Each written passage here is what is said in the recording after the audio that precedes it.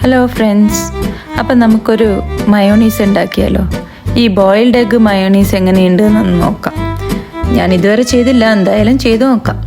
അപ്പോൾ 2 boiled egg എടുത്തിട്ടുണ്ട്. ഒരു ഒറ്റൊരു ഇതിൽ വെളുത്തുള്ളി, കുറച്ച് പെപ്പർ പൗഡർ ഇട്ടിട്ടുണ്ട്, ഒരു 1/2 ടീസ്പൂൺ ഷുഗർ ഇട്ടിട്ടുണ്ട്, പിന്നെ കുറച്ച് ലെമൺ ജ്യൂസ്. പിന്നെ ഇതിലേക്ക് 2 ടേബിൾ സ്പൂൺ ഓയിൽ എടുത്തിട്ടാണ് ആദ്യം ഞാൻ ഗ്രൈൻഡ് ചെയ്തത്. അപ്പോൾ നന്നായി വന്നിട്ടില്ല, ഇതായി കാണുന്നത് പോലെ വന്നിട്ടുള്ളത്. അതിനുശേഷം ഞാൻ 2 ടേബിൾ സ്പൂൺ കൂടി ഒഴിച്ച് ഒന്നും കൂടി ഗ്രൈൻഡ് ചെയ്ത് നോക്കിക്കോ. ഞാൻ വിചാരിച്ചു ഇതൊരു തട്ടിപ്പാണെന്ന് ഇങ്ങനെ കണ്ടപ്പം.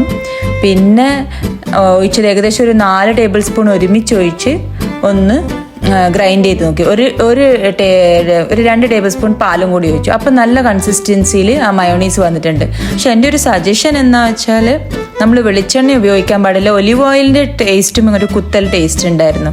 സൺഫ്ലവർ ഓയിലായിരിക്കും കുറച്ചുകൂടി ബെറ്റർ എന്ന് തോന്നുന്നു. ഈ ഒരു മയോണീസ് നല്ലൊരു ഹെൽത്തി റെസിപ്പി ആയിട്ട് എനിക്ക് തോന്നുന്നുണ്ട്. പിന്നെ ഞാനൊരു ബർഗർ ഉണ്ടാക്കി അതിൻ്റെ കൂടെ. ആ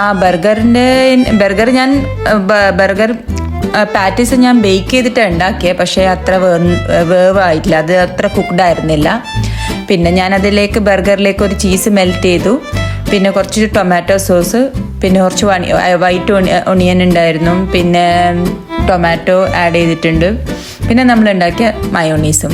അപ്പോൾ ഈ ഒരു ഇൻഗ്രീഡിയൻസ് ഒന്നും നിങ്ങളുടെ അടുത്ത് ഇല്ലെങ്കിൽ നിങ്ങളുടെ വീട്ടിൽ എന്താ ഇൻഗ്രീഡിയൻസ് അത് ഉപയോഗിച്ചിട്ട് ബർഗർ ഉണ്ടാക്കാം. ബർഗർ പാറ്റീസ് ഓവനിൽ തന്നെ ഉണ്ടാക്കണം നിർബന്ധമൊന്നുമില്ല. പിന്നെ ഒരു സ്റ്റൈലിന് വേണ്ടിയിട്ട് ഞാനിങ്ങനെ വെച്ചു എന്നേ ഉള്ളൂ.